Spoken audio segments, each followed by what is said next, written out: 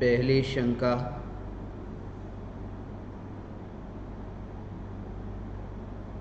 पूज्य फूलचंद भाई आध्यात्मिक असंतोष पर थोड़ा अधिक समझाएंगे। जानने के लोभ में सारा संसार है अर्थात क्या?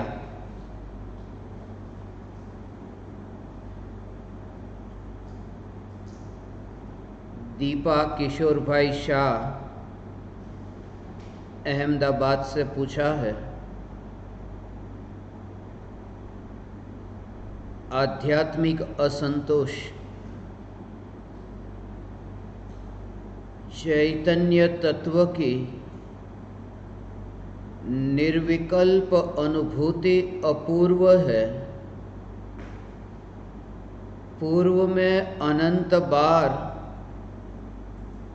परमात्मा की पुकार को सुना,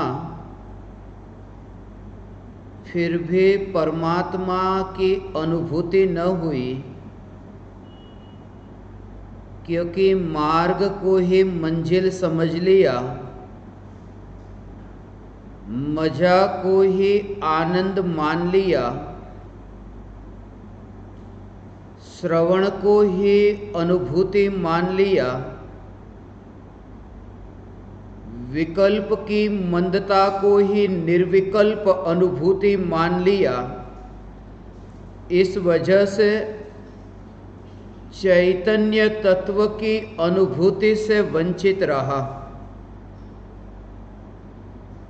अक्सर ऐसा होता है और भूतकाल में अनंत बार ऐसा हुआ है कि जब तुम ये सुनते हो कि मैं चैतन्य परमात्मा हूँ, मैं अनंत गुणाधिपति हूँ, यह सुनकर के तुम्हारे अंतर में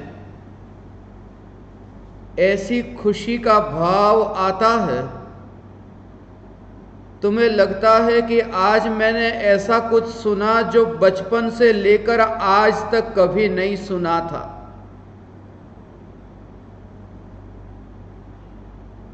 जब पुतकाल में अनंत बार तीर्थंकर परमात्मा की दिव्य ध्वनि को सुना, तब फिर क्या यह नहीं सुना होगा कि मैं परमात्मा हूं? यह सुना तो था, मगर सुना हुआ जो है, सोचा हुआ जो है, वह वहीं पर ही अटक जाता है, आगे नहीं बढ़ पाता। कषाय की मंदता में और मिथ्यात्व की मंदता में धर्म मान लिया जाता है, और अध्यात्म तो आत्मा को जानने का नाम है। आत्मा को जानना ही अध्यात्म है, और जैसे भी हो आत्मा को जानना हो, उस साधना का नाम आध्यात्मिक साधना है। वास्तव में आध्यात्मिक साधना का केंद्र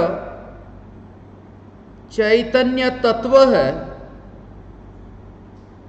जब राग के प्रदेश पर चैतन्य के प्रदेश नहीं है, जब राग के प्रदेश भी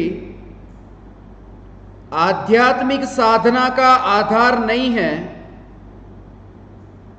जब राग के प्रदेश में भी एकत्व नहीं करना है, चैतन्य सत्ता ही आध्यात्मिक साधना का केंद्र है। और इसलिए यह जो भारत देश की गुजरात राज्य की ये उमराला की भूमि पर यह जो आध्यात्मिक साधना केंद्र तो अत्यंत दूर गया, क्योंकि जहां राग के प्रदेश को भी आध्यात्मिक साधना केंद्र नहीं कहा, चैतन्य तत्व को ही आध्यात्मिक साधना केंद्र कहा, और उसी में स्थित होना इसी का नाम आत्मा को जानना है, पहचानना है। इस पहचान से अनंत बार अवसर पाकर भी वंचित रहा, असंतुष्टि नहीं थी। इसलिए मैं ज्ञान दीपकों से, साधकों से कहता हूं, संतुष्ट मत होना, और आगे और आगे ऐसा कहकर तुम्हें अटक न जाओ। इसलिए बार बार तुम्हें याद दिलाता हूं, इस बात की याद दिलाता हूं कि यह भी विकल्प है, यह भी एक तरंग है, यह भी आकुलतामयी है कि मैं चैतन्य परमात्मा हूं।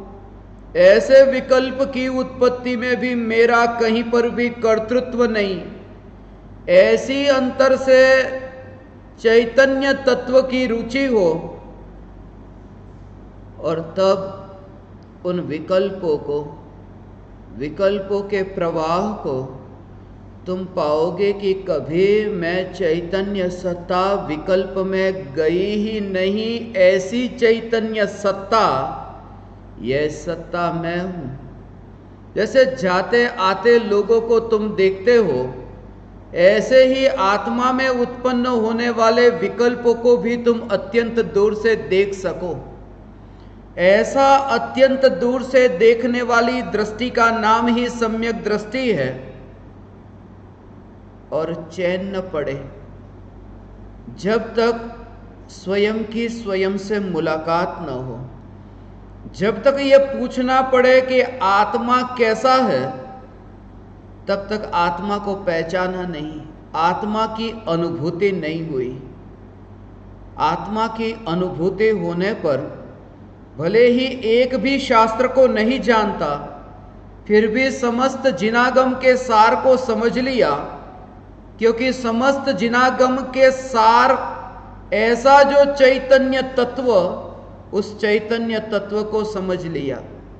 भले ही शास्त्र कंठस्थ नहीं है, भले ही वह प्रवचन अभी सुनता है और बाहर जाने से पहले ही भूल जाता है, मगर अंतर में जो टंकोत्कीर्ण हुआ कि चैतन्य सत्ता विकल्पों के प्रवाह में कहीं भी नहीं, ऐसा जो टंकोत्कीर्ण होना, यह जागृति, यह सम्यक श्रद्धा, यह धर्म है। इसी का नाम अध्यात्म है। यह आत्मा की पहचान है। और बार बार ये तत्व विचार से, यही तत्व विचार और निरीक्षण, विचार हो, निरीक्षण हो, ऐसा शरीर में अभी वजन बढ़ गया है, वजन घटाना है। डॉक्टर ने बोला है कि थोड़ा चलो, सुबह चलो, शाम चलो, वजन कम करो। चलते ही जाना, चलते ही जाना, ये काम मत करना। फिर कभी रुक करके वजन नाप भी लेना। ऐसा न हो कि बिल्कुल कम हो जाए, जो डॉक्टर ने कहा था उससे भी। यात्रा भी करो और नापते भी रहो। ऐसे ही तत्व विचार की यात्रा होती है और उसमें नापना होता है। इस प्रकार से नापना कि ये तत्व विचार में मैं अपनी सत्ता मानता हूं, या इस तत्व विचार को भी मैं अपनी सत्ता से न्यारा देखता हूं। ऐसा नापना, परिणाम और अपरिणामी के बीच ये भेद समझना। आध्यात्मिक असंतोष अनुभूति से पहले अतीन्द्रिय आनंद के सागर जब तक न उछले, ऐसी दशा जब तक प्रकट न हो, बस तब तक असंतोष, आध्यात्मिक असंतोष। यहाँ ये पूछा कि अध्यात्म के संबंध में आत्मा को जानना है। एक ओर से ऐसा कहते हैं संतुष्ट हो जाओ, और एक ओर से ऐसा कहते हैं कि संतुष्ट मत होना, आध्यात्मिक असंतोष। मैंने ही भूतकाल में अनेक बार सत्संग में यह कहा है, असंतुष्ट होना, आध्यात्मिक असंतोष। क्यों? क्योंकि सुनते समय तुम्हें जो मजा आएगा, उस मजा को मजा ही मत रहने देना। क्योंकि आत्मा की अनुभूति होती है तब मजा नहीं आता, आत्मा की अनुभूति होती है तब आनंद बहता है। आनंद का स्रोत ऐसा आनंद आनंद आनंद बहता है। आत्मा की अनुभूति में मजा नहीं है, क्योंकि मजे के लिए मन का निमित्त चाहिए। अनुभूति इंद्रियों और मन से पार है। अनुभूति ध्यान की ऐसी परम अवस्था में प्रकट होती है। और एक बात खास कि ध्यान की ऐसी गहन ऐसी अवस्था में जब चैतन्य परमात्मा की अनुभूति हुई, उस ध्यान से भी और गहराई में जाओ कि उस ध्यान ने भी आनंद को प्रकट किया। वो उस ध्यान से वो आनंद बाहर निकला नहीं। वो जो आनंद का स्रोत बहता है, वो आनंद का स्रोत वो ध्यान के कारण नहीं। ध्यान तो सिर्फ इतना काम करता है कि जो अवरोध था वो अवरोध गया। वो विकल्प का जो अवरोध था, विकल्प का जो एक पत्थर बीच में आ रहा था, वो पत्थर हटा, मगर जो अंतर में आनंद, वो आनंद ऐसा स्फुरित हुआ जैसे एक झरना बहता है और झरने के बीच में एक शिला है, एक पत्थर। उस पत्थर के हटने पर वो झरने में जो पानी का स्रोत ऐसे बहता है, पत्थर हटा, उस पत्थर ने वो स्रोत नहीं बहाया। वो जो स्रोत बह रहा है वो तो उसका स्वभाव है, वो पत्थर नहीं बहाता, सिर्फ वो आवरण था, वो आवरण हटा कि जो सहज था वो सहज बहने लगा। ऐसे ही आनंद आत्मा का स्वभाव है, वो स्वभाव ही सहज व्यक्त होता है। वो ध्यान से आनंद नहीं आता, ध्यान से तो विकल्प का पत्थर हट जाता है और द्रव्य की जो ऐसी अनंत शक्ति पर्याय में ऐसे व्यक्त होती है, वह सहज होती है। उस सहज अनुभूति का नाम वह धर्म प्रकट हुआ, वह आनंद प्रकट हुआ। इसलिए ज्ञानी ध्यान होने पर मैंने आनंद को पाया, आनंद आनंद, मैंने ध्यान में डुबकी लगाई कि आनंद को पाया, नहीं, वह सहज ही बहने वाली ऐसी वह दशा, ऐसी वह सहज ऐसा स्रोत है, ऐसा वह सहज है, उसके पीछे कोई कारण नहीं। क्यों? क्योंकि विभाव के पीछे कोई कारण हो, स्वभाव के पीछे कोई कारण नहीं। यह आनंद आत्मा का स्वभाव है, इसलिए आनंद का कोई कारण नहीं। जब तुम किसी से कहते हो आज मैं बहुत दुख में हूं, लोग पूछेंगे क्या तकलीफ है। जैसे तुम किसी से पूछो कैसे हो, उसने कहा बहुत दुखी हूं, तुम पूछोगे क्यों दुखी हो। मगर तुम किसी से पूछो कैसे हो, उसने कहा मजे में, फिर तुम ये नहीं कहते क्यों मजे में। सामने वाला भी तुमसे पूछ लेता है आप कैसे, आपने कहा मजे में, बात खत्म हो गई। क्योंकि उस समय भी हम ये मानते हैं कि मजा, उसे शब्द मजा देते हैं, मगर मजे में रहना हमारा स्वभाव है। दुख के पीछे कारण है, सुख के पीछे कोई कारण नहीं है, वो अकारण है, वो अकार्य कारण है, वो स्वभाव है। इसलिए डॉक्टर के पास जाकर कोई पूछे कि ये बुखार क्यों है, डॉक्टर कारण बताएंगे। ये सिरदर्द क्यों है, डॉक्टर कारण बताएंगे। मगर कोई डॉक्टर से पूछे कि मैं स्वस्थ क्यों हूं, डॉक्टर कारण न बताएंगे। ठीक है, स्वस्थ हो, स्वास्थ्य के पीछे क्या कारण, बीमारी के पीछे कारण हो सकता है। और ऐसे ही आनंद का जब झरना बहता है, बस उस झरने को बहने दो। तब तक असंतोष, जब तक वो आनंद का झरना न बहे, तब तक असंतोष, जब तक ये विकल्प का पत्थर जो बीच में बाधा बन रहा है वह न आए। इसलिए अनुभूति में कोई और बाधक नहीं है, तुम ही बाधक हो, तुम ही बाधक हो। अर्थात ये तुम्हारी ही मलिनता, तुम्हारा ही विकल्प, तुम्हारी ही संतान ये बाधक है। और जैसे जैसे तत्व विचार हो, बस सहज सहज उस समय भी ऐसी दशा, चैतन्य वो सब पुराना हो गया। इसलिए जब ज्ञानी को निर्विकल्प अनुभूति प्रकट होती है, निर्विकल्प अनुभूति से पूर्व ये विचार आते हैं कि आत्मा के निर्विकल्प अनुभूति होने पर मोक्ष की प्राप्ति होती है, आत्मा की निर्विकल्प अनुभूति होने पर संसार से छुटकारा होता है। ये सब पूर्व की बात है। जिस समय अनुभूति होती है, जिस समय अनंत पर्याय अंतर्मुख होती है, अभेद होती है, उस समय यह विकल्प ही नहीं। ध्यान की उस अवस्था में मोक्ष मिलेगा, यह विकल्प नहीं। संसार छूटेगा, यह विकल्प नहीं। वास्तव में मोक्ष मिलता नहीं है, मोक्ष मिलता नहीं। मोक्ष की अनुभूति ही मोक्ष है, अनुभूति होती है मोक्ष की। यहीं पर ही जो बंधा नहीं, ऐसी अनुभूति, उस सत्ता की अनुभूति, यही तो मोक्ष है। उसे ही तो कहा कि वो यहां नहीं रहा, ऐसी वह अनुभूति। जब तुम ऐसी पहचान, इस अनुभूति को उपलब्ध हो, तब तुम पाओगे। भूतकाल में बहुत कारण खोजे थे आत्मा में लीन होने के, मगर जिस समय अनुभूति हुई, कोई कारण नहीं, कोई विकल्प नहीं,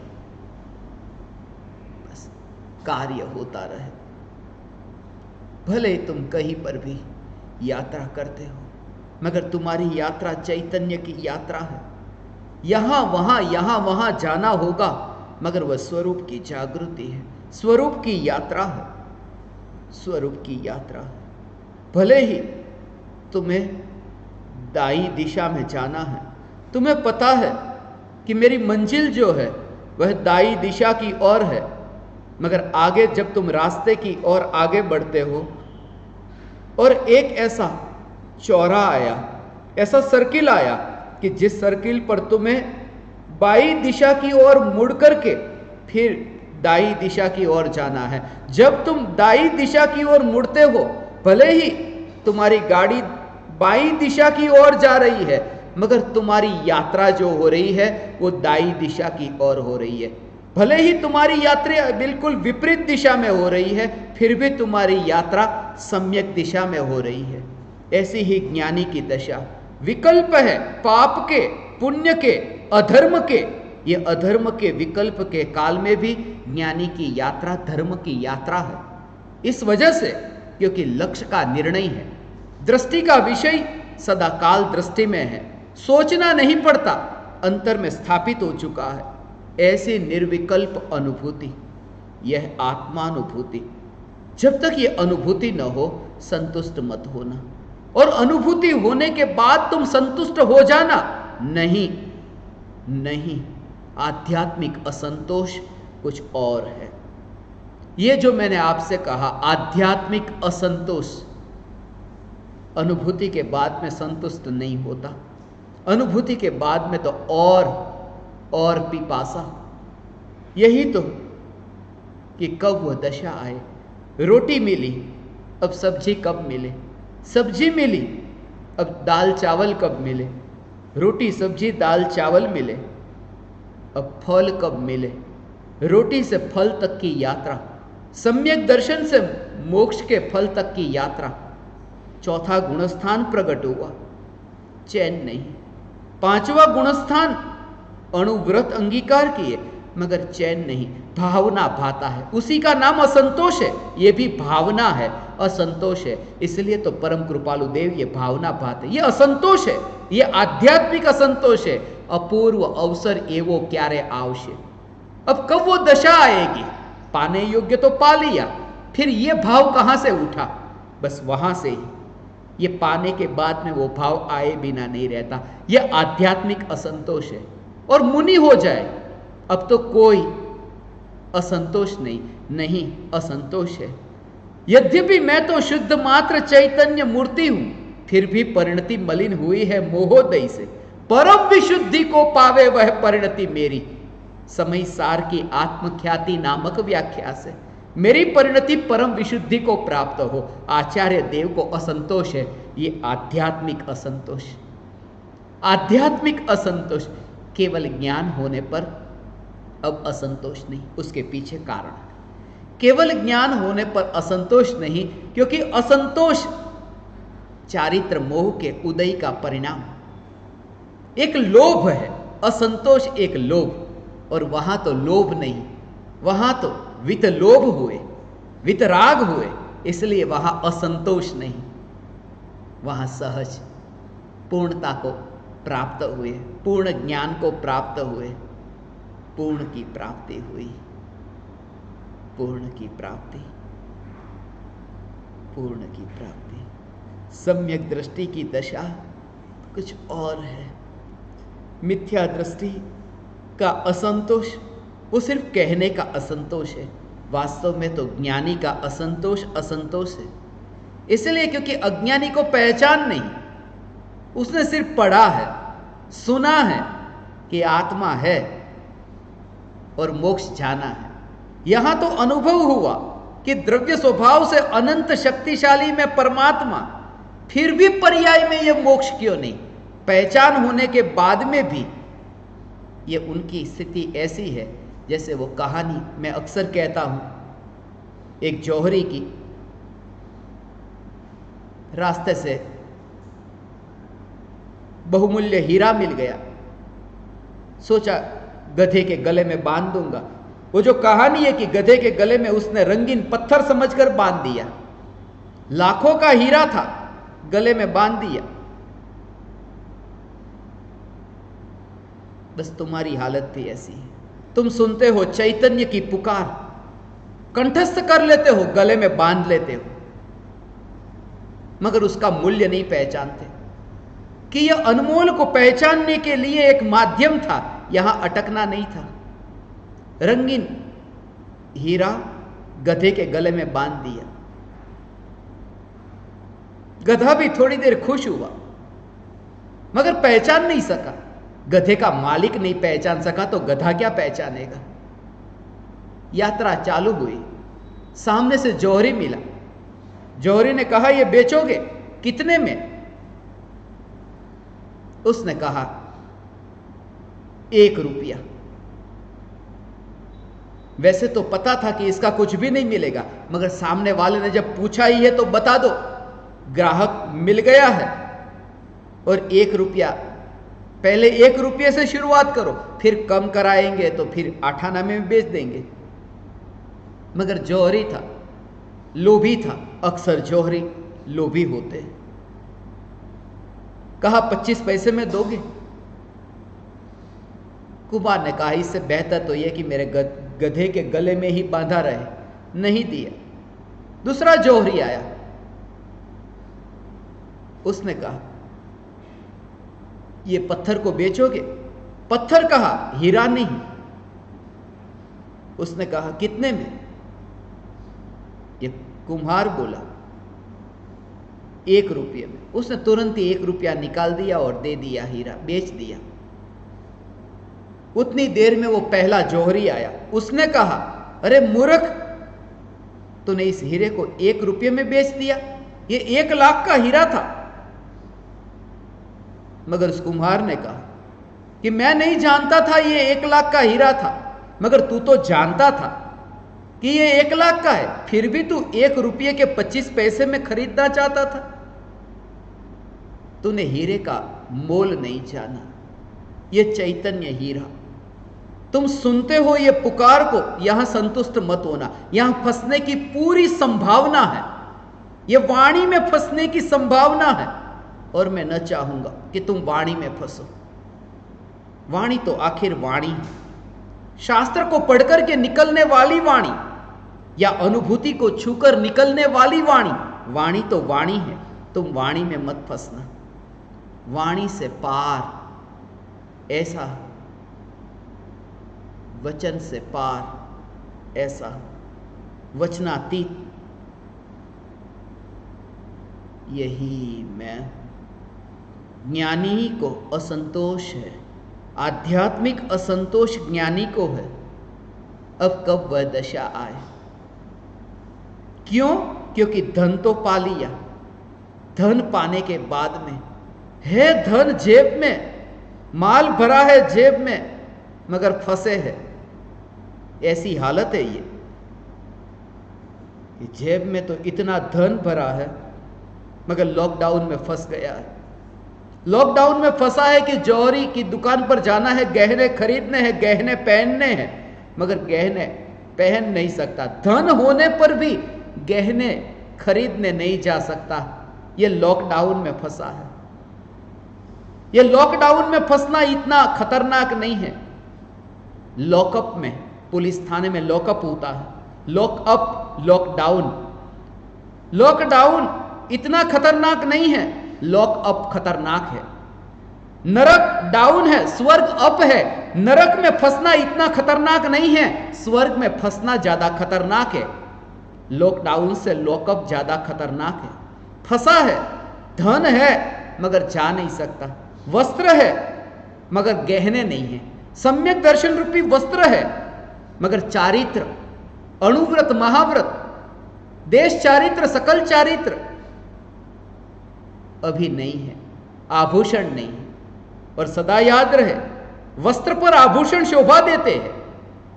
नग्न व्यक्ति यदि आभूषण पहनकर बाहर निकले हास्यास्पद होगा। बस यही वजह है कि सम्यक दृष्टि को ही वह चारित्र शोभायमान है। इसलिए सम्यक दर्शन के बाद ही अणुव्रत, महाव्रत कहा। यह ज्ञानी की दशा। आध्यात्मिक असंतोष। दीपा ने पूछा है, आध्यात्मिक असंतोष पर थोड़ा अधिक समझाएंगे। और ये पूछा है कि जानने के लोभ में सारा संसार है, अर्थात क्या? जानने के लोभ में सारा संसार है, इसका भाव बहुत सूक्ष्म है। आपने ये सुना होगा, एक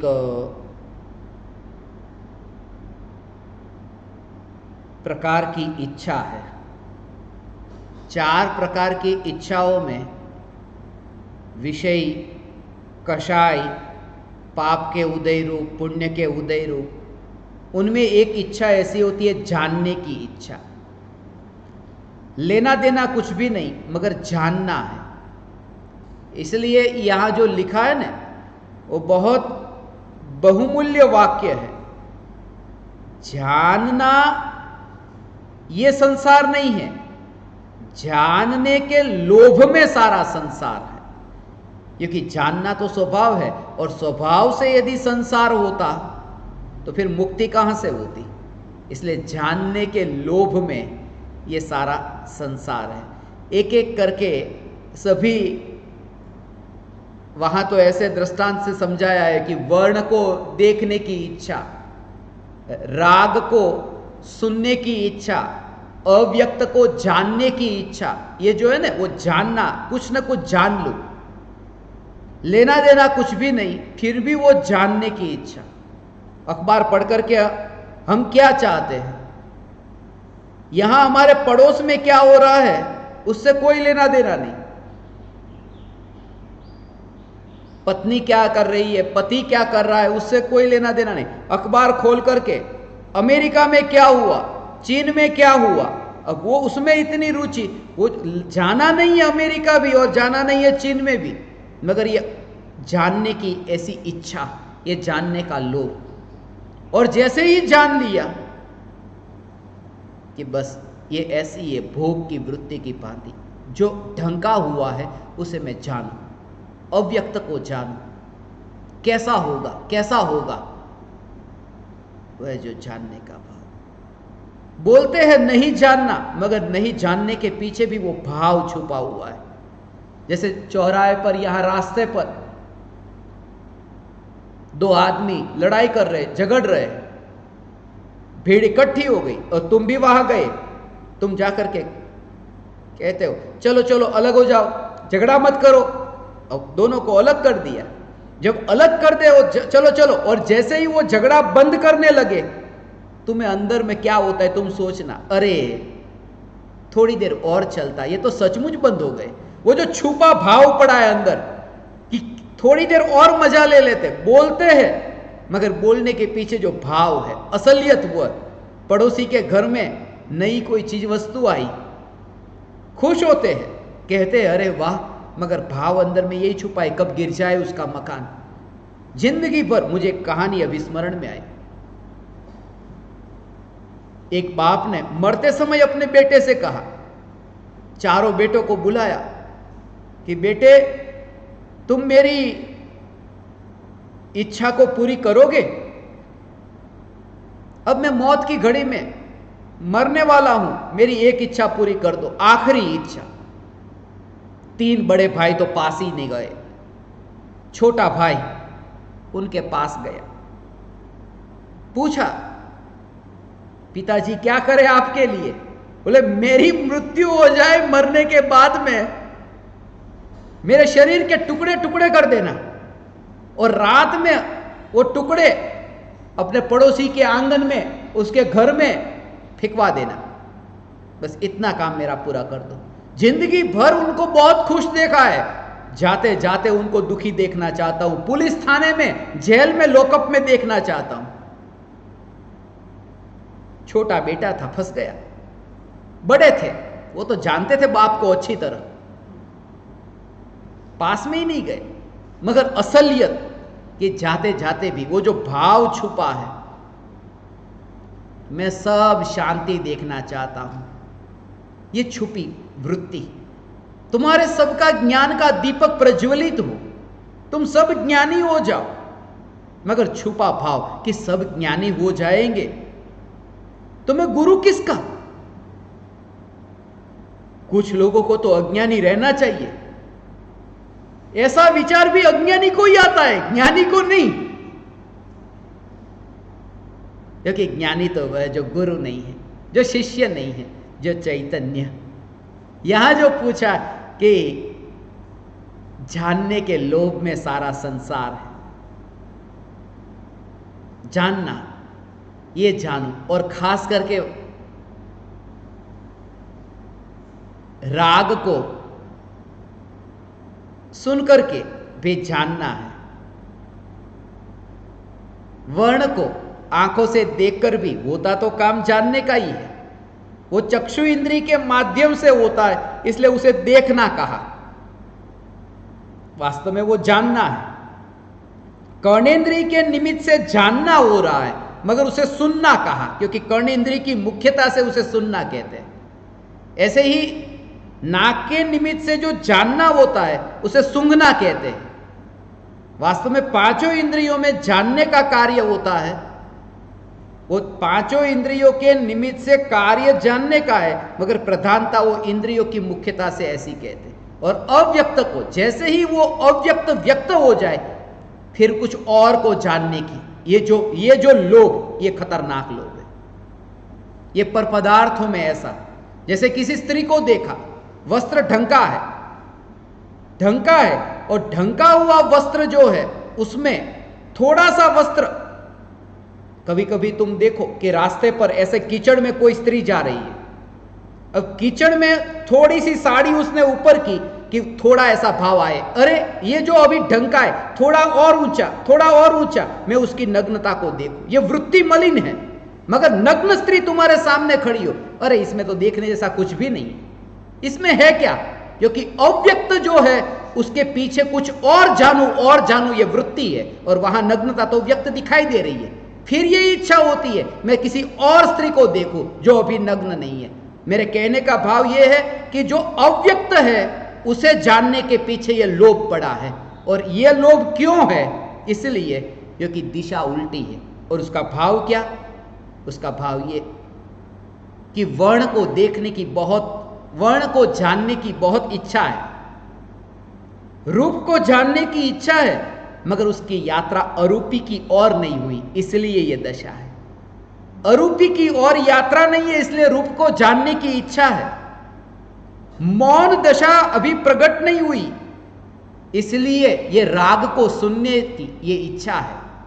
और चैतन्य तत्व पर्याय में व्यक्त नहीं हुआ है, इसलिए ही पुद्गल के पदार्थों में अव्यक्त को व्यक्त ज्ञान में जानने की इच्छा है। जैसे ही ये स्वरूप अनुभव में आए, जानना तो रहेगा, जानने का लोभ मिटता जाएगा। बहुत गहरी जिज्ञासा है। उनके जब साधना के रिपोर्ट मेरे पास आते हैं, ऐसे रिपोर्ट आज तक मुझे किसी ने नहीं भेजे। जो दीपा शाह ने अहमदाबाद से, वो चार्ट में भी अपने हाथ से पेन से कागज पर लिख लिख करके, जो आपको सब प्रिंट निकाला हुआ है, उन्होंने अपने हाथ से सब लिखा है और पूरा चार्ट तैयार किया है साधना कि वर्तमान में मेरी स्थिति ये है, इतने महीने की मेरी साधना हुई, इतने महीने की हुई, पूरा रिपोर्ट उनका साधना का ऐसे आता है कि पाने की तमन्ना तो बहुत है, मगर कहीं ना कहीं अटकना हो रहा है। उन्होंने ही आगे ये पूछा है,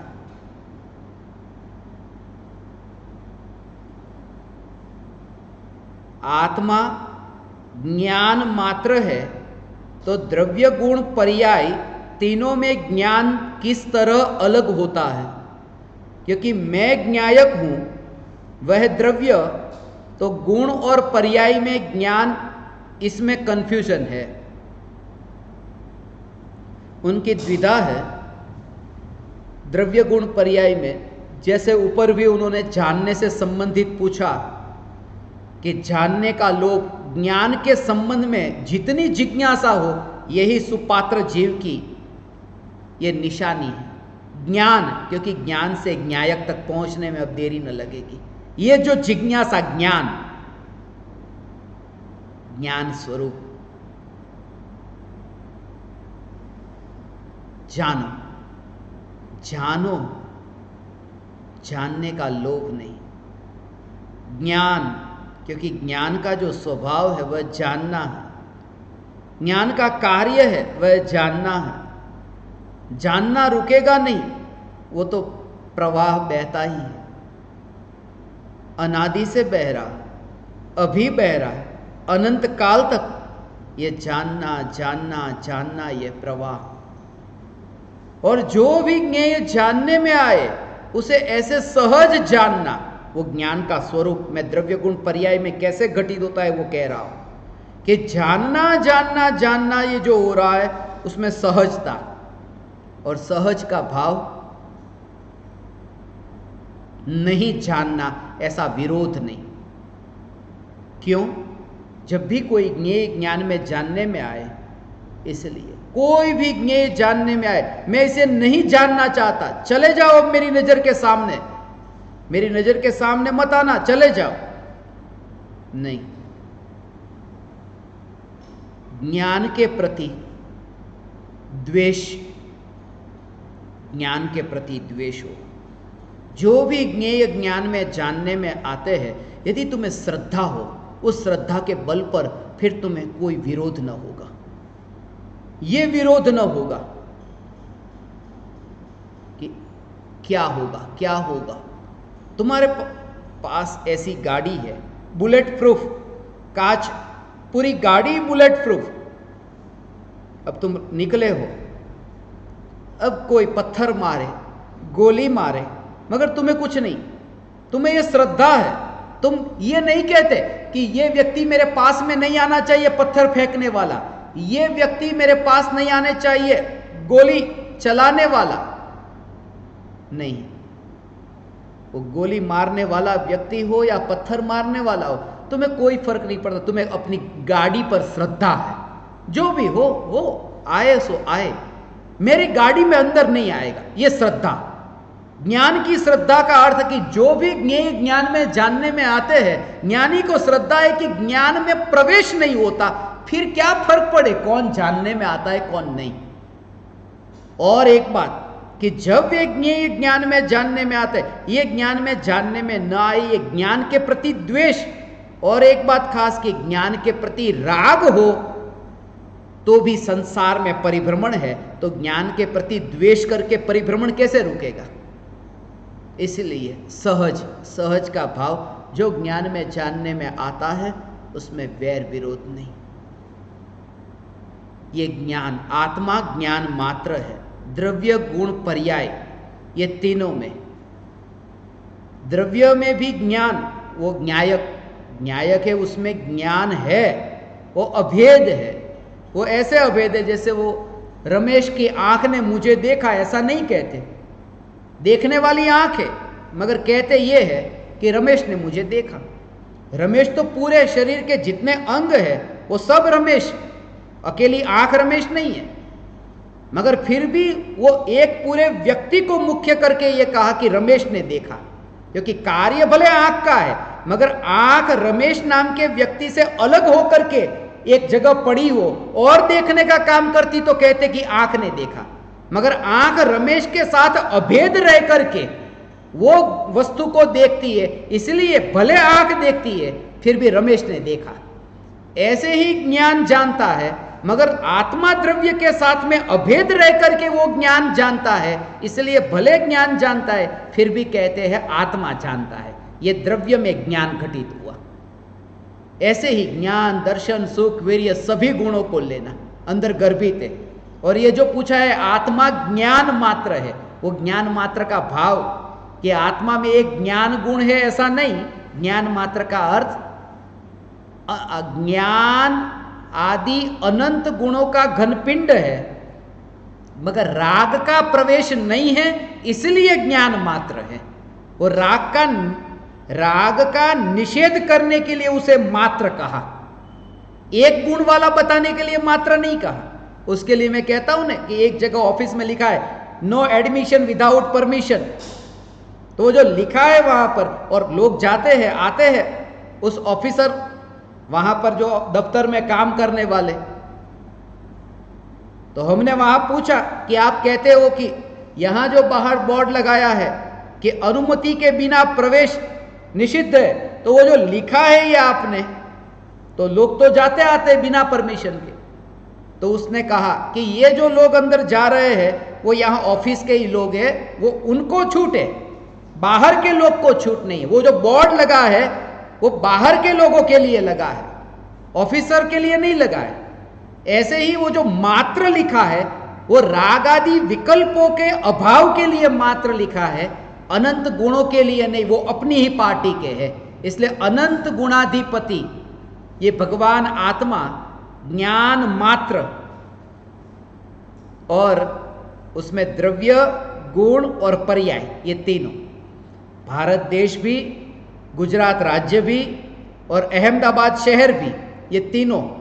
तो जब अहमदाबाद में है तब अहमदाबाद में तो है ही, मगर गुजरात में भी है और भारत में भी है, ये भी सत्य है। तो ज्ञान की पर्याय में ज्ञान गुण को भी देख, और ज्ञान गुण में आत्म द्रव्य को भी देख, पर्याय में द्रव्य को देख, अर्थात अहमदाबाद में भारत को देखना। और अहमदाबाद में भारत को देखने के लिए क्या करे? बस यही कि ये अहमदाबाद है, ऐसे विकल्प से छुटकारा हो कि यही भारत है। ऐसे ही ये ज्ञान की पर्याय में ये विकल्प जो है उस विकल्प से छुटकारा, उसके बारे में आगे विस्तार से कहें।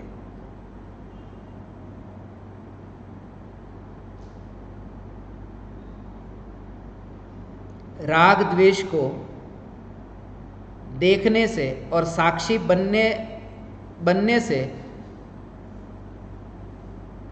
नहीं जाता, पर ऐसा क्या करे कि उसे उपशमता की ऐसा कहा जाए। ये जो शंका है कि राग और द्वेष को देखने से उसके साक्षी बनो। जब क्रोध आता है तो क्रोध को सिर्फ देखो, जानो, मगर सिर्फ क्रोध को जानो जानो जानो, इससे क्रोध नहीं जाता। अपन ने इसके बारे में पहले सत्संग में बहुत बार चर्चा की है। ज्ञान से ज्ञायक तक में ऊपर जितनी भी चर्चा हमने की उसका विस्तार से विवेचन किया है, उस पर सत्संग भी है। ये राग द्वेष को देखने से, साक्षी बनने से, जैसे जैसे क्रोध को देखोगे क्रोध कम होता जाएगा। क्रोध कम होना इसका नाम क्रोध की उपशमता नहीं है, वो उपशम नहीं है क्रोध का। मंद होना अलग है और उपशम होना अलग है। दोनों में क्या अंतर है? क्योंकि मिथ्या दृष्टि को क्रोध मंद हो सकता है, मगर मिथ्या दृष्टि को क्रोध का उपशम नहीं हो सकता। क्रोध का उपशम उन्हें होता है जिन्हें सम्यक दर्शन प्रकट हुआ। औपशमिक सम्यक दर्शन जिन्हें प्रकट होता है वहां उपशम है क्रोध का। इसलिए मंद क्रोध होना अलग है और क्रोध का उपशम अलग है। मंद क्रोध होना वो आत्मा के प्रति क्रोध मिटा नहीं है, और क्रोध का उपशम होना अर्थात आत्मा के प्रति क्रोध नहीं है, अब जगत के प्रति है, पर पदार्थों के प्रति है। माने चौथे गुणस्थान के आगे की ये बात है। और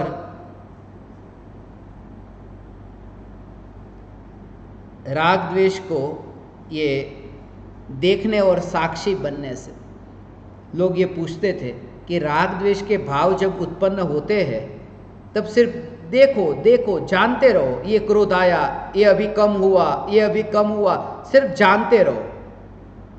क्रोध को दूर मत करो, सिर्फ जानते रहो। तुम्हें कुछ नहीं करना, सिर्फ जानते ही रहना है।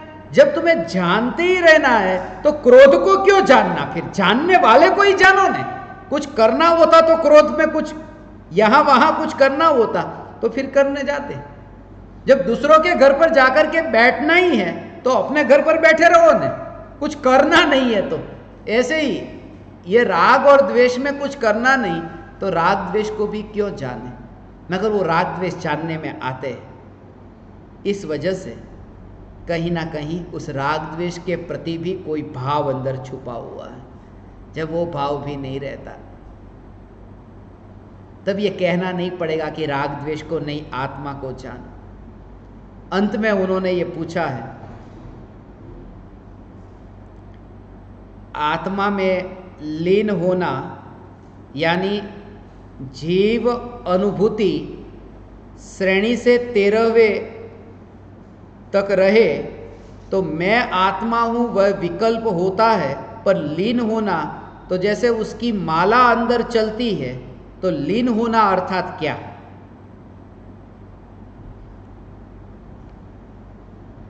आत्मा में लीन होना, माला अंदर चलती रहती है, और माला जब तक चलती रहती है तब तक लीन होना नहीं है।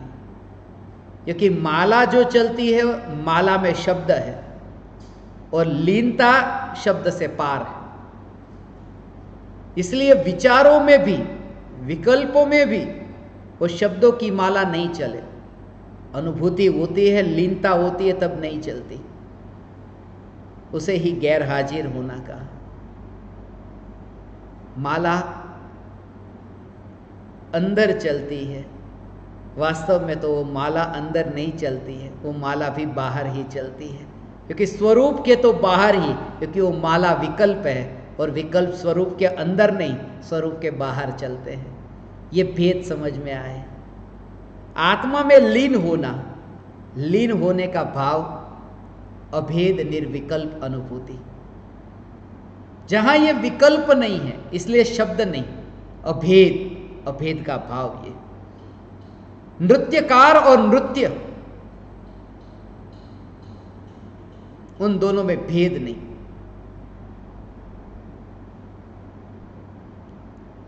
अभेद ऐसा। नृत्यकार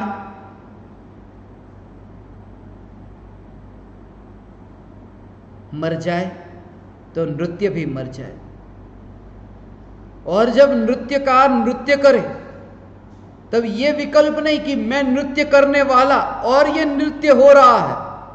ये दो में भेद नहीं। इतना मस्त होकर के नाच रहा है तब ये भेद ही नहीं होता। गाना और गीत, इन दोनों में मैं गाने वाला और ये गीत, ऐसा विकल्प भी मीठे, तब वो जो मस्ती में अंदर से जो सुर, वो जो अंदर से वो राग निकलेगा, वो जो ध्वनि स्फुरित होगी, वो कुछ और होगी, कुछ और होगी, क्योंकि वहां मिटना हुआ। ऐसे ही पर्याय मिटने को तैयार हुई। जब तक मिटती नहीं थी तब तक ये भेद था। कैसा कि मैं पर्याय और ये द्रव्य, ये भेद। और लीनता में मैं ही द्रव्य, पर्याय उस रूप में अपने को स्वीकार करती है। पर्याय पर्याय होकर के अहंकार नहीं जमाती कि मैं हूं, और अहंकार के कारण ही अटक गए। अहंकार के कारण दुख को पसंद किया, मगर अहंकार छोड़ना न चाहा।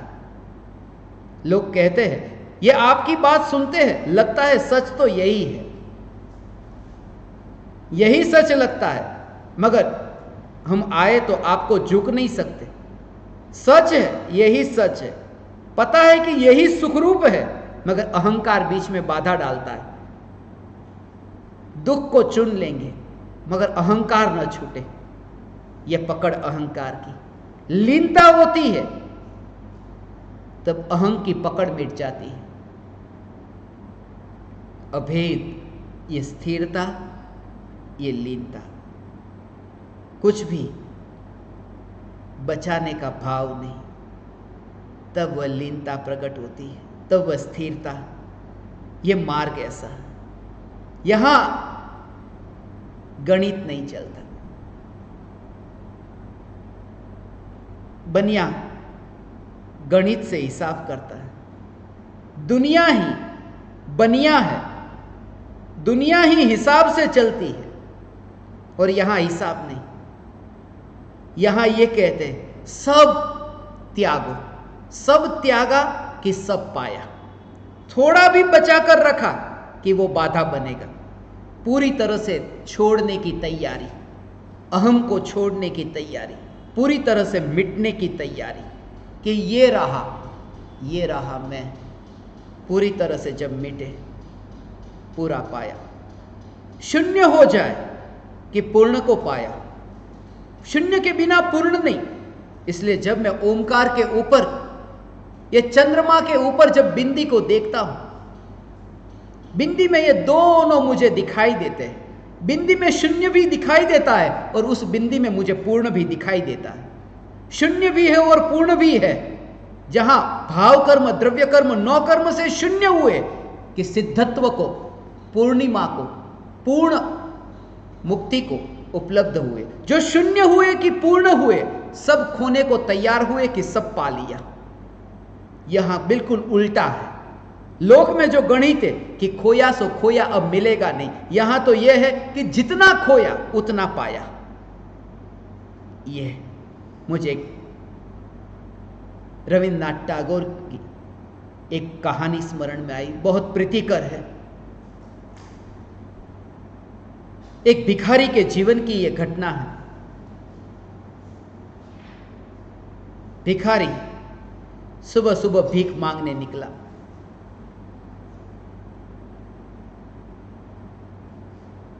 जैसे सब भिखारी करते हैं, उस भिखारी ने भी ऐसा ही किया।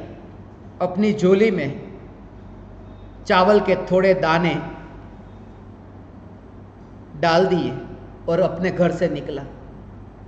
सब भिखारी ऐसा करते हैं, मांगने के लिए निकलते हैं, थाली में थोड़ा अपना ही कुछ सिक्के अंदर डाल करके फिर निकलते हैं।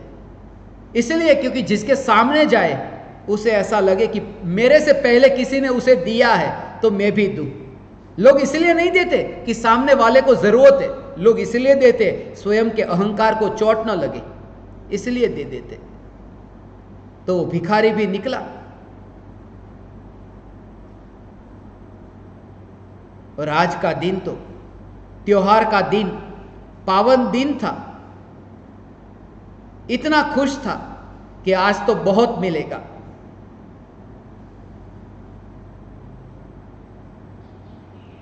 रास्ते पर जा रहा था कि सामने से ही राजा का रथ निकला। रथ पर सवार थे राजा। ये तो खुश हो गया कि आज ये मौका मिला है। कभी राजा के पास जाने को ही नहीं मिलता था। राजमहल में अंदर प्रवेश नहीं था, राजमहल के बाहर से ही, वहां से ही भगा दिया जाता था। आज ये राजा सामने से आ रहा है। राजा नजदीक पहुंचा और ये भिखारी अपनी झोली को फैलाए, उससे पहले ही राजा ने अपनी झोली फैला दी। और भिखारी से कहा, अभी मना मत करना, दे देना थोड़ा सा, मुझे थोड़ा दे दो, आज मना मत करना, क्योंकि आज मुझे एक ज्योतिष ने बताया कि सबसे पहला जो आदमी आज तुम्हें मिलेगा, उसके पास से यदि तुम्हें कुछ भी मिल गया तो तुम्हारा जो साम्राज्य है वो इतना बढ़ जाएगा। राजा ने कहा, बाद में तुम जो भी ले जाना चाहो ले जाना, मगर आज मना मत करना, कम से कम एक चावल का दाना, एक दाना ही दे दो, मगर मना मत करना। इसे तो जचा नहीं, क्यों दूं? लोभ था। अक्सर भिखारी लोभी होते हैं, अक्सर लोभी भिखारी होते हैं। फिर भी राजा थे, एक चावल का दाना, एक दाना राजा की झोली में डाल दिया। राजा का रथ धूल उड़ाता चला गया, भिखारी तो देखता ही रह गया। फिर भी अंदर में कि देखो मैंने राजा को भी चावल का एक दाना दिया है। सुबह से शाम तक वो मांगते मांगता घर आया, पूरी झोली भरी थी उसकी, मगर फिर भी एक असंतोष था।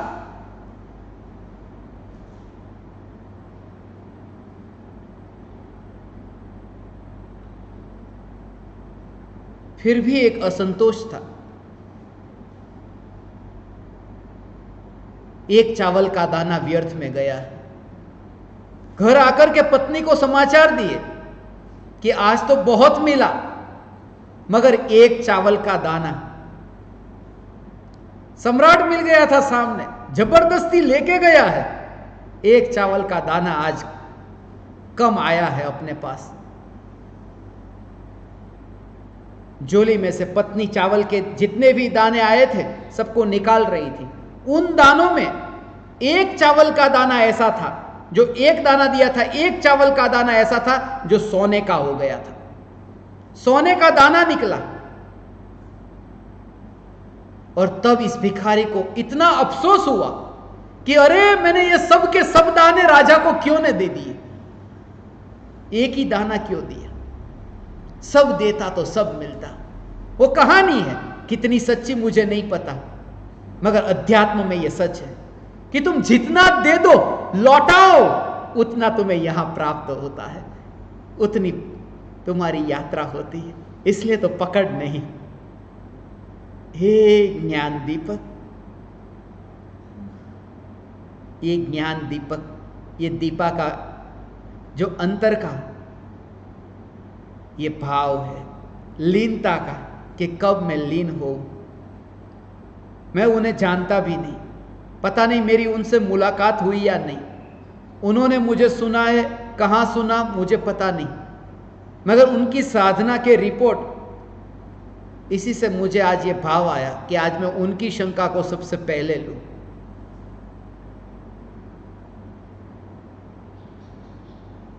ध्यान, आत्म साधना में लीन होना।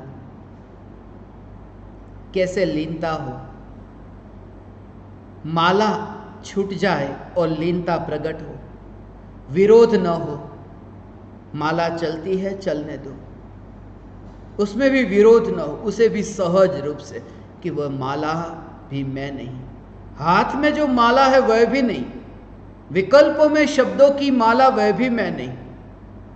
मैं चैतन्य सत्ता, ये चैतन्य सत्ता, यही मैं। फिर तुम्हें विरोध न होगा, फिर जो भी होगा उसे विरोध न होगा। वो स्थिरता, वो मस्ती। ये बच्चे कोलाहल मचाते, ये ठीक नहीं है, ये नहीं चलेगा। यहां पर ये बात करते हैं, बच्चे कोलाहल मचाते हैं। मैं बोल रहा हूं अभी, ये नहीं चलेगा। बाधा पहुंचती है, मैं बोलता हूं और वो शब्द तुम्हारे कान में पहुंचने में, ये बोलना, ये कोलाहल बाधा पहुंचाता है। जब मैं बोलता हूं और तुम सुनते हो तब ये शब्द बाधा पहुंचाते हैं। मगर ध्यान, ये लीनता में बच्चों का कोलाहल बाधा न पहुंचाएगा। एक नहीं, दुनिया भर के बच्चे कोलाहल मचाए, क्योंकि मैं आत्मा के ध्यान में लीन होऊं और दुनिया के बच्चे को चुप हो जाना चाहिए, ये कैसी बात? बोलना और सुनना, उसमें ये वाणी, उसमें ये कोलाहल बाधा बन सकता है, क्योंकि मैं बोलूंगा वो आपको सुनाई नहीं देगा, तो मेरे बोलने का प्रयोजन क्या? मगर साधना में, लीनता में कोई बाधा नहीं, उसे कहता हूं सहज। लेके आ जाओ तुम्हारे सबके बच्चे को, मगर साधना में कोई बाधा ना होगी। बोलने में और सुनने में बाधा होगी, वाणी के पहुंचाने में बाधा होगी, परिणति के अंतर में दौड़ने में बाधा ना होगी। आगे दूसरी शंका,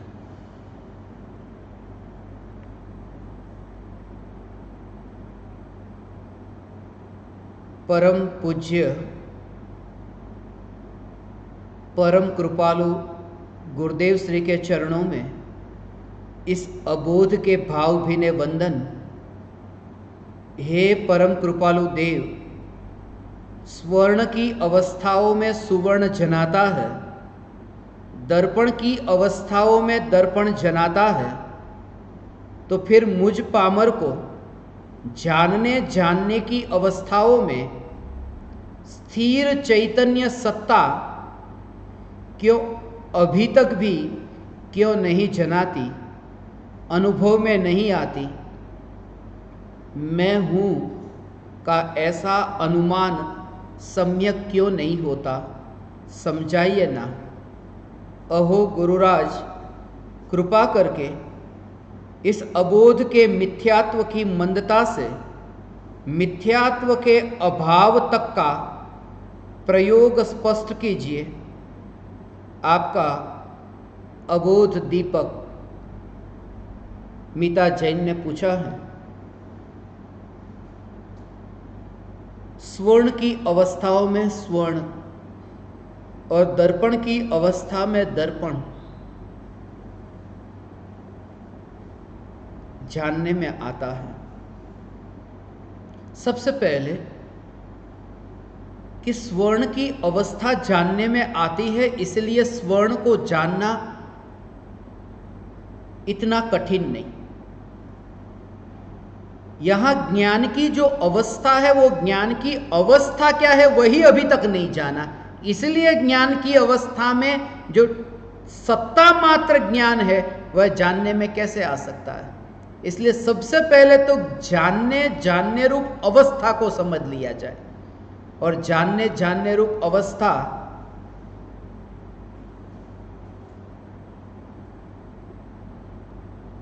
जिसमें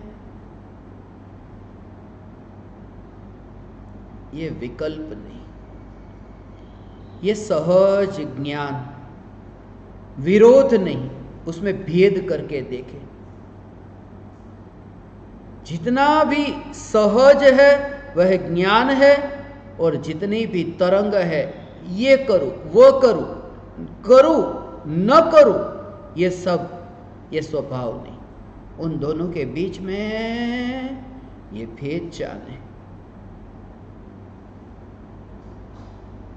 यह भेद, वैर विरोध का जो भाव है, फिर अच्छी तरफ या बुरी तरफ। लोक में ऐसा है, एक आदमी ने तुम्हें गाली दी और तुम उसके सामने मुस्कुराए और चल दिए, वो आदमी तुम्हें माफ ना कर सकेगा। उसने तुम्हें गाली दी और तुमने गाली दे दी होती, बात खत्म हो जाती, मामला वहीं पूरा हो जाता, हिसाब वहीं पर ही हो गया, गणित वहां पर बैठ गया। मगर वो व्यक्ति रात भर सो न सकेगा कि अरे मैंने तो इसे गाली दी थी और ये मुस्कुराया, कुछ तो गड़बड़ है। लोक में तुम्हें ये सिखाते कि कोई तुम्हें गाली दे, मुस्कुरा देना और वहां से निकल जाना, मुस्कुराकर निकल जाना। मगर ये धर्म नहीं। मैं तुमसे कहता हूं, कोई तुम्हें गाली दे और गाली दी वह भी अधर्म, और मुस्कुराए वह भी अधर्म। सहज ज्ञान में जानने में आया और यात्रा हो गई। यात्रा माने तुम पैर आगे करके निकले ऐसा नहीं, वो ज्ञान की यात्रा हो गई। वो ज्ञान की पर्याय में वो गाली का ज्ञान हुआ, वो पर्याय की यात्रा हुई। तुम तो वहीं पर ही ठहरे हो, शरीर वहीं पर ही है, मगर वो यात्रा हो गई। उस समय की पर्याय में वह जान लिया, यात्रा हो गई। और उसमें सहजता, न मुस्कुराना न गाली देना, वो सहज, वो धर्म, वो जानने रूप सहज परिणमन। जानना जानना जानना, ये सहज परिणमन। ये पूछा है।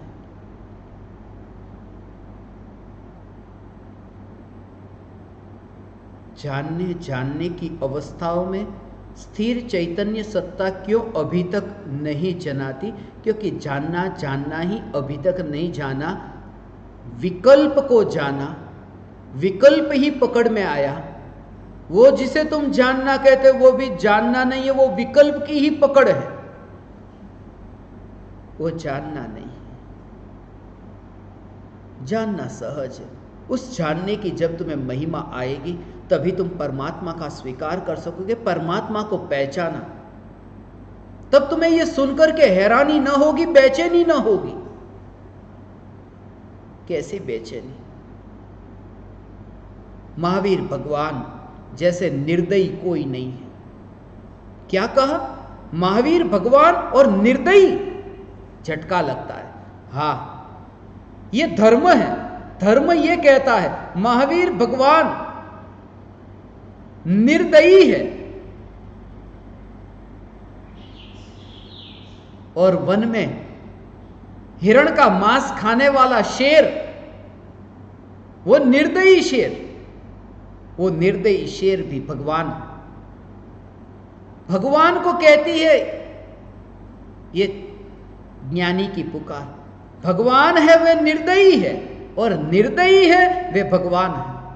जचती नहीं ये दोनों बातें, क्योंकि आज तक तो यही सुना भगवान और निर्दयी, और आज तक तो यही सुना निर्दयी और भगवान।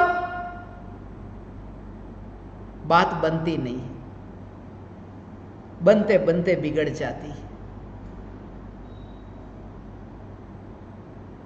निर्दयी वही ज्ञान का सहज परिणमन, जिसमें दया नहीं, और सिर्फ दया को नहीं लेना, सभी विकल्पों को ले लेना। फिर कोई बेचैनी ना होगी। भ्रम पैदा होता है, दूसरी दिशा की यात्रा चालू हो गई। पहले एक में फंसे थे, फिर दूसरे में फंसे, वो सहजता न रही। सहज का अर्थ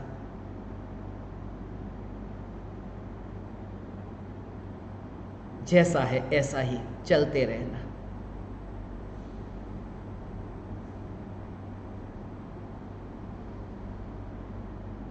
एक बाप अपने दोनों बेटे को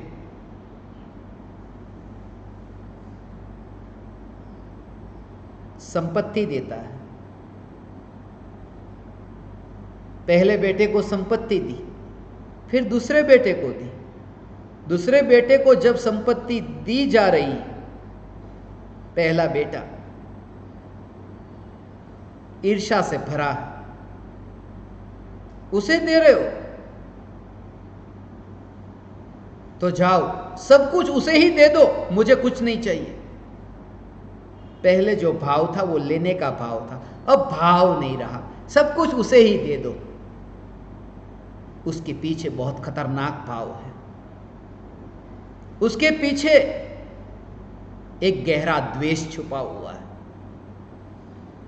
बोलता है सब कुछ उसे ही दे दो, उदारता नहीं है, ईर्ष्या है। यदि ईर्ष्या न होती, ठीक है मुझे भी मिले, मेरे हक का तो मुझे जरूर मिले, उसके हक का उसे मिले। और तुम्हें इस बात का ध्यान रखना होगा, क्योंकि साधना में बहुत बार ऐसे अवसर आएंगे और वहीं पर ही गिरने की संभावना पूरी है।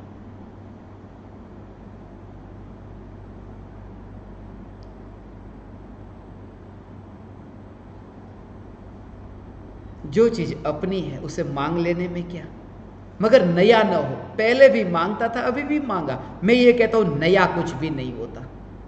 ज्ञान का जो परिणमन, उसमें नया नहीं, जानना जानना हो रहा था बस। और जो तरंग उठी, ये नहीं ऐसा, ऐसा नहीं ऐसा, वो सब विकल्प, वो अधर्म।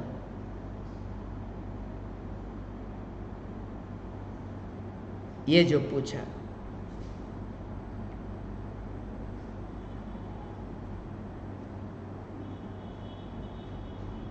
जानना जानना